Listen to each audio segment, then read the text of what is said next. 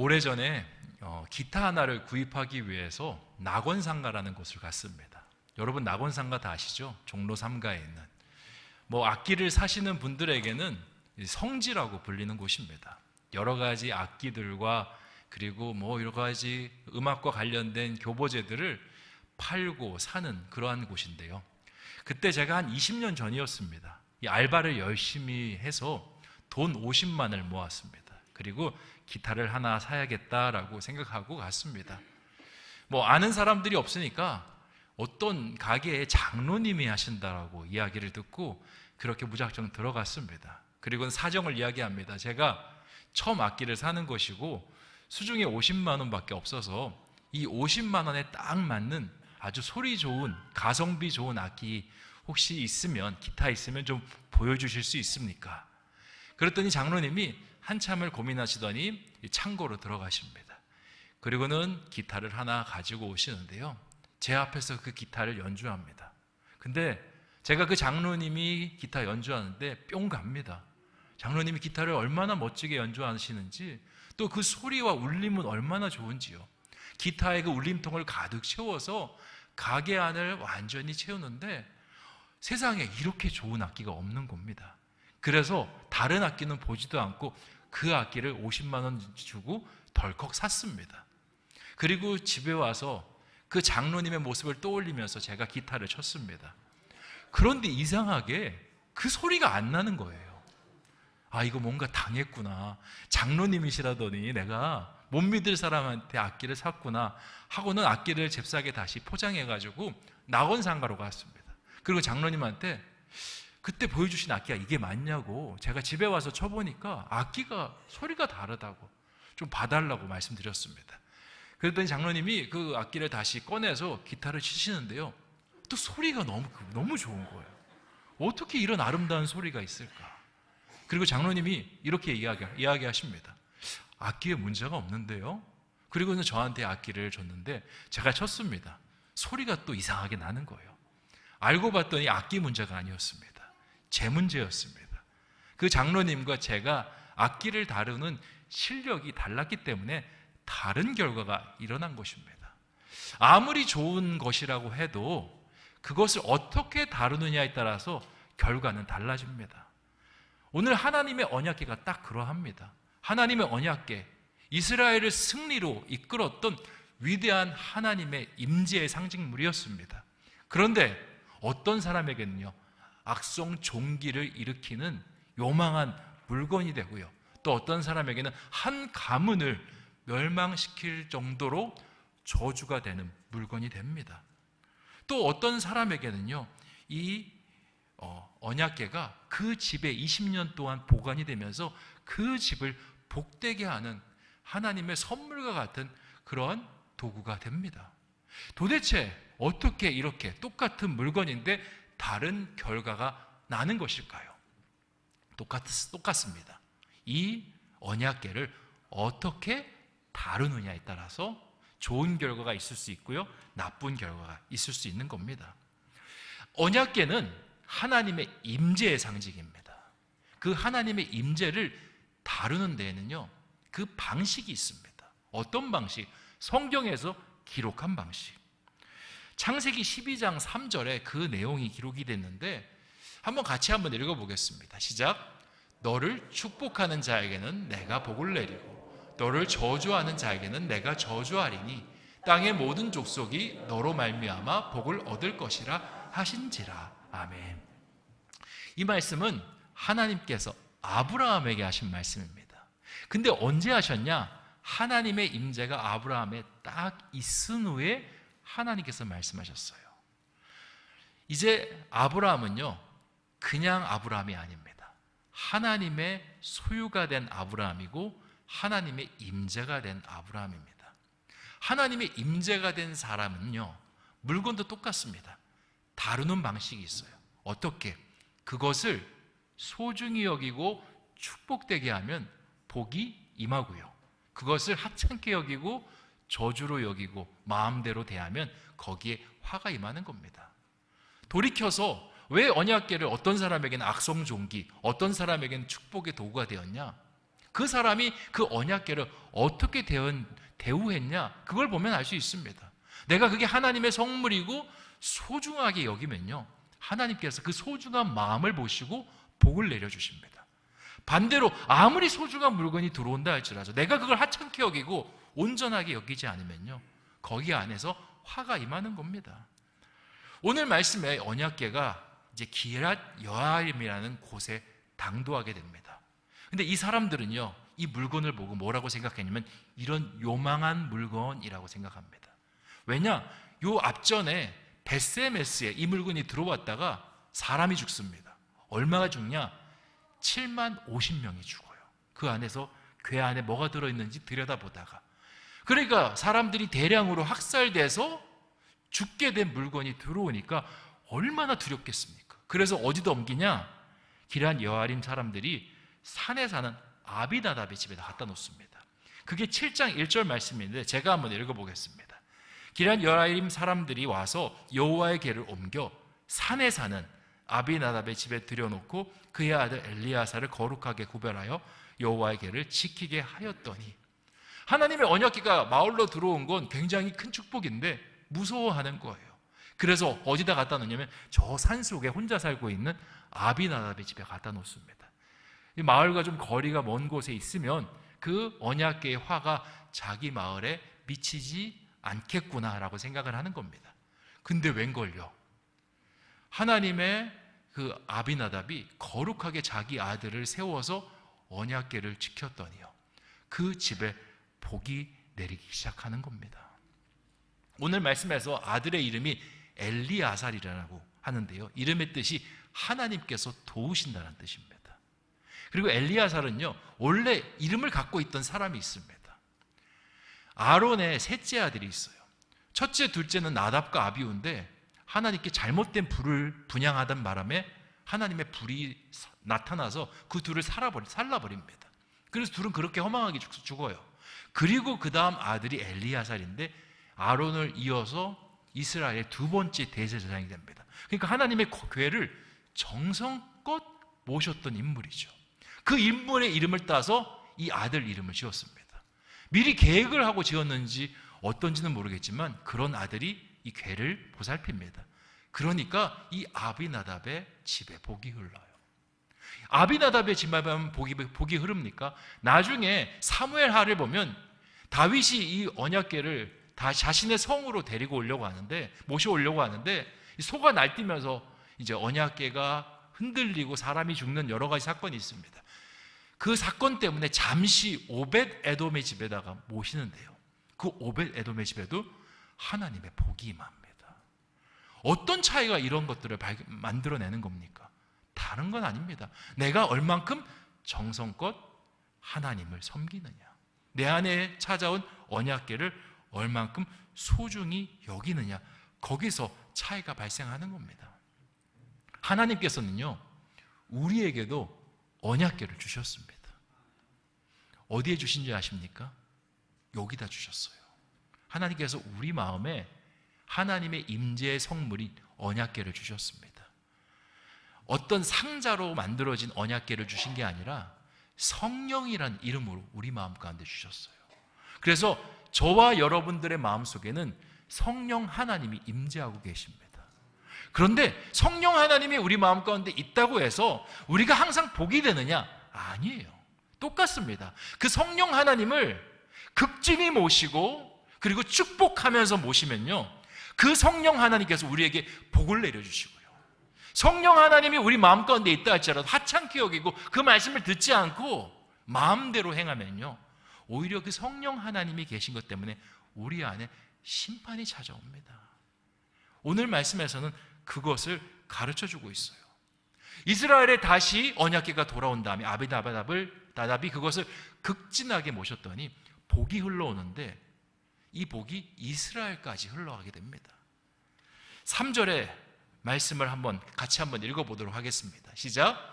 사무엘이 이스라엘 온 족속에게 말하여 이르되 만일 너희가 전심으로 여호와께 돌아오려거든 이방 신들과 아수라다롯을 너희 중에서 제거하고 너희 마음을 여호와께로 향하여 그만을 섬기라. 그리하면 너희를 블레셋 사람의 손에서 건져내시리라. 아멘. 언약궤가 들어오는 타이밍과 누군가가 이스라엘을 인도하는 타이밍이 교묘하게 맞아떨어집니다. 누가 이스라엘을 인도합니까? 사무엘.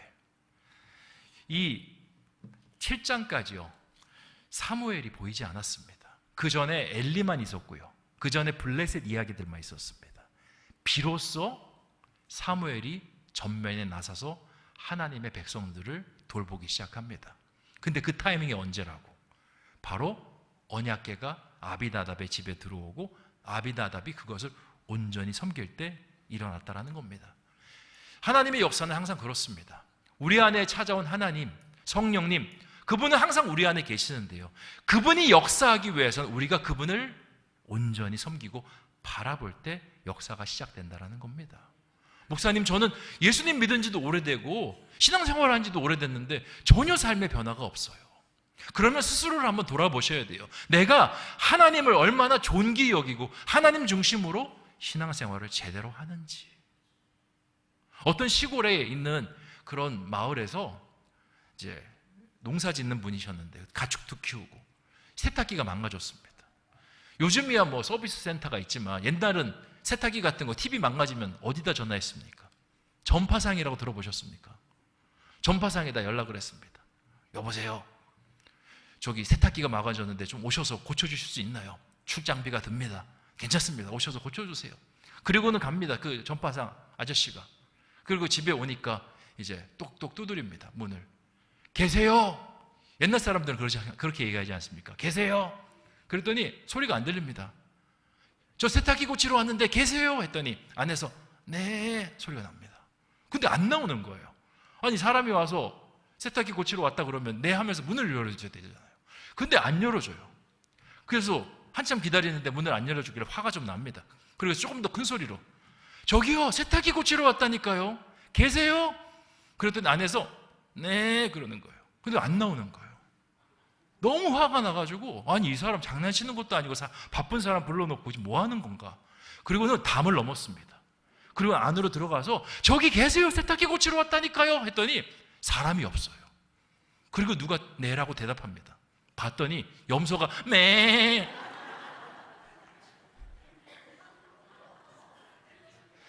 우리가 하나님과 관계가 이럴 때가 참 많아요. 하나님은 우리를 끊임없이 부르시는데요, 우리는 온데간데 없고 우리 안에 있는 염소 같은 게 네 영혼 없이 대답해. 네. 지금 이스라엘 백성들의 삶이 딱 그러야 했습니다. 하나님께서 계셨는데 전혀. 그리고 우리의 삶 속에 하나님의 임재가 계시는데도 어떤 능력도 일어나지 않는 이유가 바로 여기 있다라는 겁니다. 근데 하나님의 궤가 제대로 있고 그리고 그 궤를 모시는 사람들이 온전하게 세워질 때 오늘 말씀에서 변화가 일어나는 거예요. 3절 말씀 다시 한번 띄워주세요. 거기서 사무엘이 선포합니다. 이방 신들과 아스다롯을 너희 중에 제거하라고. 그리고 하나님을 향해서 마음을 다하고 그만을 섬기라고 그렇게 이야기합니다. 그리고 4절에서 이스라엘 안에서 회개 운동이 일어나요. 이 아스다롯은요, 그 가나안 신들 중에 부와 어떤 번영을 인간에게 주는 그런 신입니다. 원래는 이스라엘 백성들이 아스다롯을 안 섬겼어요. 하나님을 섬겼죠. 근데 하나님의 제사장들이 하나님의 임재를 소홀하게 대하고 엘리 제사장과 그 아들들이 하나님을 제대로 온전히 백성들과 연결시켜주지 못하니까 백성들의 마음이 공허한 겁니다. 그리고는 그 마음을 뭘로 채웠냐? 저 아스다롯으로 채운 거예요. 그리고 그 아스다롯 때문에 신앙은 더 망가지기 시작했던 겁니다. 그런데 사무엘이 이야기하는 겁니다. 이제 너희 마음속에 있는 그 아스다롯을 제거하라. 이것이 우리에게 가르쳐주는 교훈이 뭐냐? 우리가 하나님의 임재를 마음에 품는다고 하나님께서 곧바로 역사하시는 게 아니에요. 하나님의 임재가 활동할 수 있는 공간을 만들어줘야 됩니다. 그 공간을 만들어주기 위해서는 우리 안에 하나님을 맡고 있는 것들을 제거를 해야 돼요. 내 안에 자꾸 내 욕심들, 내 정욕들, 내 안목에 무언진 것들을 자꾸 붙잡고 있으면요, 하나님께서 우리 안에서 역사할 수 있는 공간이 없습니다. 그래서 우리 안에 필요한 것들은 이런 것들을 제거하는 것부터 필요한 거예요. 사무엘이 이것을 시킵니다. 언약궤도 마찬가지예요. 언약궤가 원래 그 성막 안에 어디 있는 건 줄 아십니까? 지성소라는 곳에 있어요. 지성소가 뭔지 아세요? 성막이 있으면 일반적으로 제사장이 왔다 갔다 할 수 있는 성소가 있고요. 제사장이 1년에 딱 한 번 들어갈 수 있는 지성소가 있습니다. 거기에 언약궤가 있어요. 이 언약궤는 이 언약궤라는 이 상자와 위에 속죄소라는 그룹이 이렇게 양쪽으로 날개를 펼치고 있는 이 모양으로 되어 있습니다. 대제사장이 대속죄일이라는 날에 딱 한 번 들어가서 그 양과 염소의 피를 거기다가 7번 뿌리고 대속죄일을 지낼 때 그 언약궤를 마주하게 되는 거예요. 그리고 그렇게 한다고 하면서 하나님께 백성들의 죄들을 용서하여 주시옵소서 기도를 드리는데 그것만으로는 이 용서가 다 안 됩니다. 아사셀이라는 염소를 하나 잡아서 그 염소에게 이스라엘 백성들의 죄를 전가합니다. 그리고는 광야로 그 염소를 홀로 보내요. 그러면 그 광야에 있는 들짐승들이 가득한 곳에 이 아사셀 염소가 홀로 길을 걸어갑니다. 그러면서 죽임을 당할 수도 있고 그리고 사라져서 돌아오지 않을 수도 있는 거예요. 이런 모든 일련의 과정을 통해서 대속죄일날 하나님의 속죄가 선포되는데 여기에는 의미가 있습니다. 하나님의 그 성령, 하나님의 임재, 언약궤가 온전히 발동되기 위해서는 우리의 마음속에 죄가 사라지는 것, 그것이 먼저 있어야 되고요. 이 아사셀 염소는요, 예수 그리스도를 예표합니다. 그렇게 할 때 너희가 예수 그리스도를 만날 수 있다라는 것을 이야기해요. 우리 안에서 하나님의 임재를 온전히 섬기기 위해서는 우리가 공간을 비워줘야 되고요. 그리고 그 공간을 비워줘서 성령이 충만할 때 우리 안에서 예수 그리스도를 만나는 역사가 동시에 일어나야 우리 안에서 변화가 일어날 수 있음을 이야기하고 있는 겁니다. 사무엘도 마찬가지였어요. 임재를 회복하기 위해서 이스라엘 백성들을 회개를 시킵니다. 그곳으로 끝나는 것이 아니라 미스바 광장으로 불러서 하나님의 말씀을 전해요. 그 말씀이 뭐냐? 바로 그들이 만날 예수 그리스도. 6절을 보면 미스바 광장에서 이렇게 이야기합니다. 그들이 미스바에 모여 물을 길어 여호와 앞에 붓고 그날 종일 금식하고 거기에서 이르되 우리가 여호와께 범죄하였나이다 하니라. 사무엘이 미스바에서 이스라엘 자손을 다스리니라. 아멘. 이스라엘 자손이 미스바에서 하는 행위는 두 가지입니다. 첫 번째, 물을 길어 여호와 앞에 붓는 거예요. 주님, 제가 잘못했습니다. 이렇게 물을 부어서 정결케 하는 것처럼 나를 정결케 하게 하여 주시옵소서. 그리고 금식을 하는 겁니다.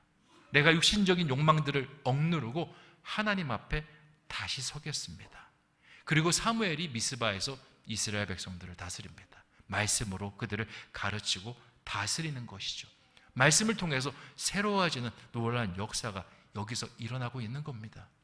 그러니까 우리 안에 성령께서 온전하게 역사하시기 위해서는 우리 안에 더러운 것들을 제거하고 예수 그리스도의 말씀으로 마음에 채우는 것을 이 말씀에서 우리에게 가르쳐주고 있는 겁니다.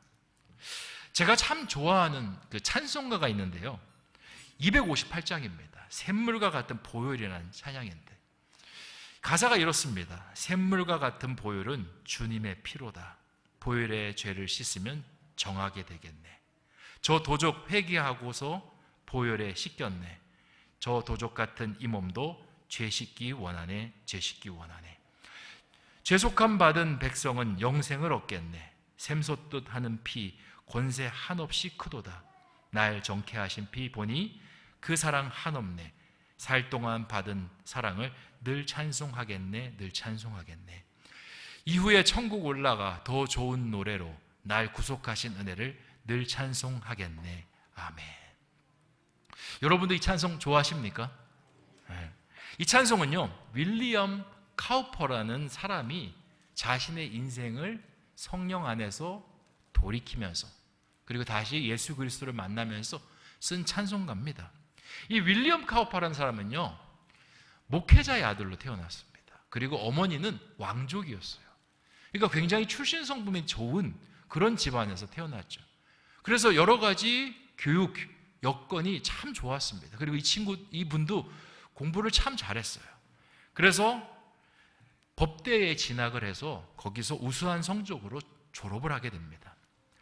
그리고 나중에 변호사가 됐습니다. 근데 윌리엄 카우퍼는요, 아주 유능한 변호사가 됐어요. 그 사람은 그냥 일반 사람들을 변호하지 않습니다. 아주 그 나라의 고위 공직자들, 그리고 신분이 높은 귀족들, 이런 사람들을 변호하는 사람이 됐어요. 그런데 높은 사람들을 변호하면요, 자신의 명성이랑 부도 많아지지만 그만큼 중압감도 컸습니다. 왜냐하면 이 변호에서 지게 되면 여러 가지 리스크들이 참 많았기 때문에 그러합니다. 어느 날 영국 의사장에서 비중 높은 변호를 이 사람이 맡게 됐습니다.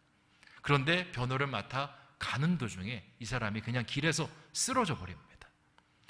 이유를 봤더니 과로와 스트레스였습니다.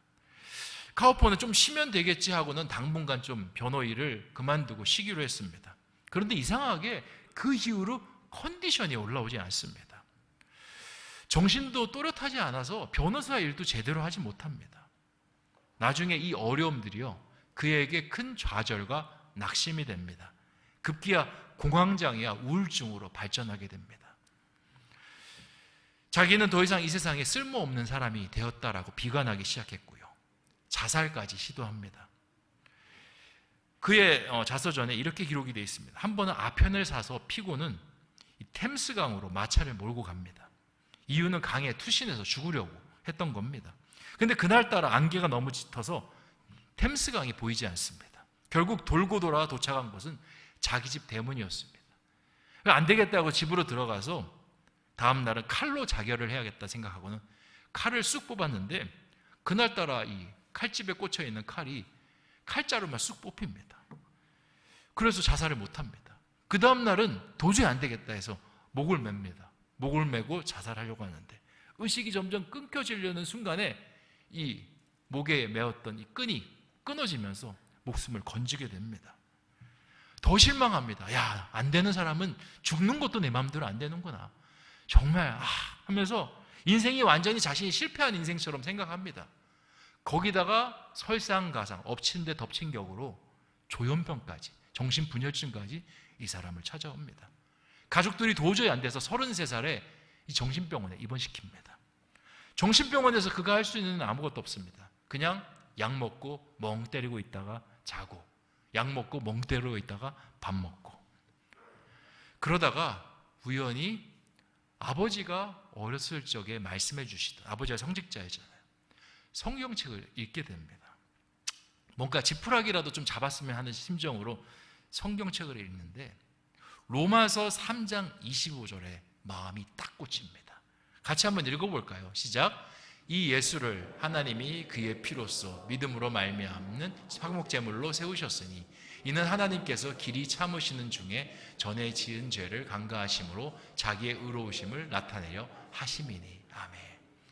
이 말씀을 읽는데요, 다른 말씀, 다른 내용들은 하나도 머리에 안 들어옵니다. 딱 한 문장이 머리에 들어와요. 길이 참으시는 중에. 자기는 지금까지 자살하려는 것도 실패, 뭐 다른 거 해보려는 것도 실패, 다 실패한 게 내가 재수가 없고 내가 뭔가 불행해서 그런 실패를 경험했다라고 생각했는데 아닌 겁니다.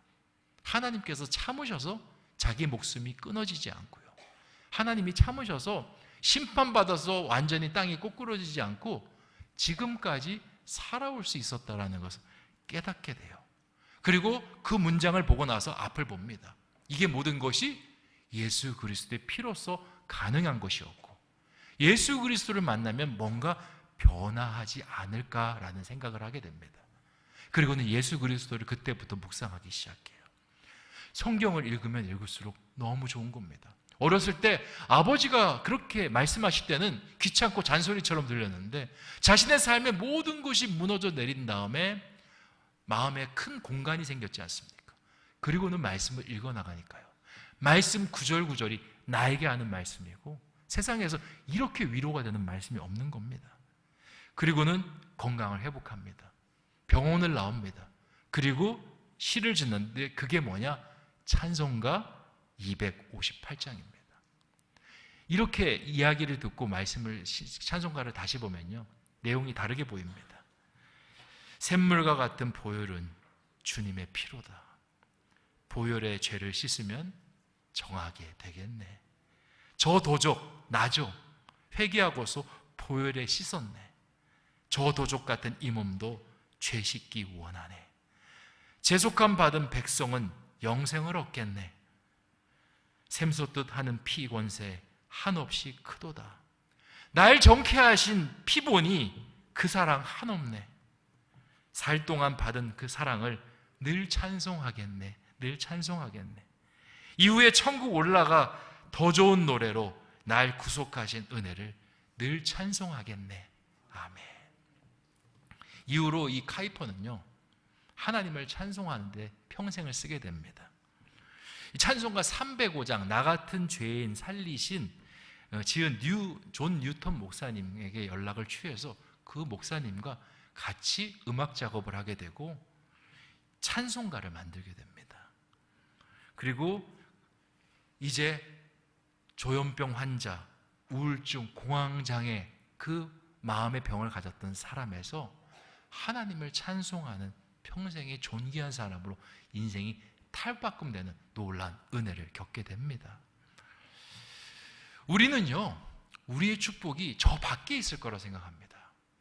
세상에서 성공하는 거, 세상에서 많은 물질을 갖는 거, 세상에서 나를 좀 인정해 주는 거, 세상에서 우리 자녀들이 승승장구하는 거, 거기에 복이 있을 거라 생각하죠. 근데 카이퍼는 우리에게 말합니다. 복은 거기 있는 것이 아니야. 여기 있어. 너희 마음속에 있는 예수 그리스도, 그리고 성령 하나님, 그분과 만나고 그분과 교제할 때 우리의 삶 속에 복이 있고 은혜가 있다라고 말씀하고 있는 겁니다. 이스라엘은 이미 복이 있었습니다. 하나님의 언약궤가 이스라엘 속에 있었습니다. 하지만 그것을 제대로 다루지 못했기 때문에 그들 가운데 복이 없는 것 같이 그렇게 살아갔습니다. 오늘 말씀에서 언약궤가 돌아왔는데 언약궤가 처음 있는 거 아닙니다. 원래부터 있었는데 그 방법을 제대로 알고 온전히 모시기 시작하니까 그 언약궤에서 하나님의 능력이 일어난 것입니다.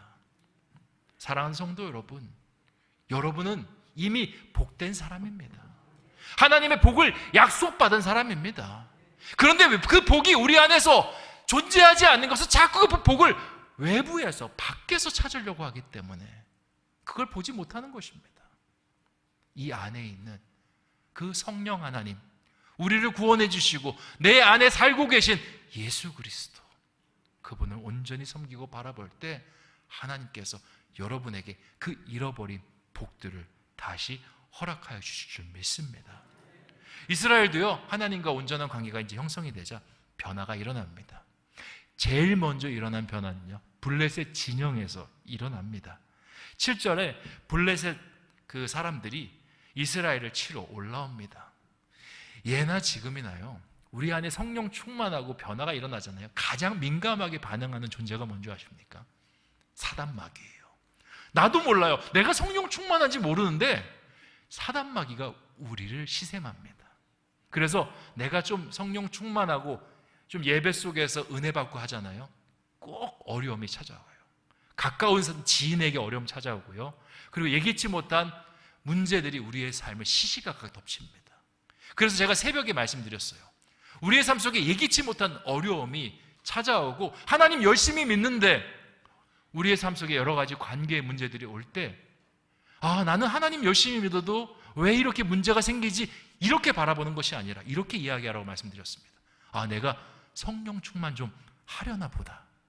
내가 좀 하나님과 관계가 가까워지려나 보다라고 생각해야 된다라고 새벽에 제가 말씀드렸습니다. 새벽에 오셔야지 이걸 알지 처음 듣는 얼굴로 하시는 분들 너무 많아서 좀 마음이 안타깝습니다. 맞아요. 이스라엘 백성들이 성령 충만하고 하나님과 관계가 연결이 되니까 블레셋이 제일 먼저 감지합니다. 그리고 찾아오는 거예요. 근데 보통 블레셋이 이렇게 쳐들어오면 옛날 같았으면 이스라엘 백성들 혼비백산에서 도망갑니다. 그리고 하나님께 원망합니다. 우리가 하나님 앞에 회개하고 금식하고 했는데 왜 하나님 곧바로 바로 어려움을 우리 가운데 주시나요? 하나님 미워! 할 수 있는데 8절에 이번엔 반응이 달라요. 같이 한번 읽어보겠습니다. 시작. 이스라엘 자손이 하나님 사무엘에게 이르되 당신은 우리를 위하여 우리 하나님 여호와께 쉬지 말고 부르짖어 우리를 블레셋 사람들의 손에서 구원하시게 하소서 하니. 아멘. 이스라엘 백성들이 뭐라고 합니까? 사무엘 선생님, 사무엘 목사님, 우리를 위해서 기도해 주세요. 하나님께서 구원해 달라고 더 크게 소리내서 기도해 주세요 라고 이야기하는 거예요. 우리 성령 충만한 사람들이 문제가 올 때 취해야 될 자세를 여기서 이야기하고 있습니다. 문제가 와서 내가 그 사람 때문에 왜 이 문제가 생겼는지 모르겠어. 왜 내가 기도하는데 왜 이 어려움이, 예기치 못한 어려움이 찾아오는지 모르겠어. 그렇게 하는 것이 아니라, 목사님, 제가 지금 성령 충만하니까 사단이 이렇게 괴롭히네요. 목사님, 목소리를 높여서 기도해 주세요. 저를 위해서 머리에 손을 얹고 기도해 주세요. 이렇게 지금 이스라엘이 반응하고 있는 겁니다. 그랬더니 9절에 사무엘이 젖먹는 어린 양 하나를 가져다가 이스라엘을 위해서 온전한 번제를 여호와께 드립니다. 그리고 부르짖기 시작합니다. 그랬더니 그 전에는 그냥 부르짖기만 했었는데 이번에는 하나님께서 뭔가 코멘트를 달아주세요. 뭐라고 합니까? 여호와께서 응답하셨더라. 하나님의 응답이 이제 일어나는 겁니다. 온전히 하나님과 관계가 되고 사단이 찾아왔는데도 흔들리지 않는 믿음으로 하나님 앞에 쭉 나가니까 하나님께서, 여호와께서 응답하셨더라. 우리의 삶 속에 기도 응답이 필요한 문제들이 있지 않습니까? 어떻게 하면 응답을 받을 수 있습니까? 이겁니다. 하나님과 관계를 잘 맺고요, 사단이 그 관계 속에서 우리를 흔들어 놓으려 한다 할지라도 흔들리지 않고 하나님 앞에 온전한 번제를 드릴 때 여호와께서 응답하셨더라. 그 말씀이 이루어질 수 있는 겁니다. 그리고 10절에 이스라엘을 코앞에까지 이 블레셋이 치러 왔는데요, 이제 그들이 칼을 들어서 번제를 드리고 있는 사무엘부터 목을 베려는 순간 하늘에서 큰 우레가 내려서 이 백성들을, 블레셋 백성들을 어지럽게 하십니다. 그리고 그들이 패하고요, 11절에 그들을 쫓아가서 백갈 아래까지, 거기가 그냥 미스바의 끝자락입니다. 그까지 쫓아가는 기적이 일어나는 겁니다. 계속 패배만 하던 이스라엘이 첫 블레셋을 다시 이기는 놀라운 장면이 여기서 연출되고 있는 겁니다. 저는 이 말씀을 읽으면서 정말 이스라엘 변해도 이렇게 변할 수 있나 생각이 들더라고요. 아니, 코앞까지 찾아왔어요. 예배드리고 있는데 칼을 들고 공산당이 쳐들어옵니다. 코앞까지 왔어요. 여러분 어떻게 하시겠습니까? 저는 가끔씩 그런 생각을 합니다. 저와 함께 여러분들이 막 공산당과 같이 싸우다가 막 다 죽는. 근데 어떤 목사님은 그렇게 얘기하시더라고요. 너만 죽을 걸 그러시더라고요, 저한테.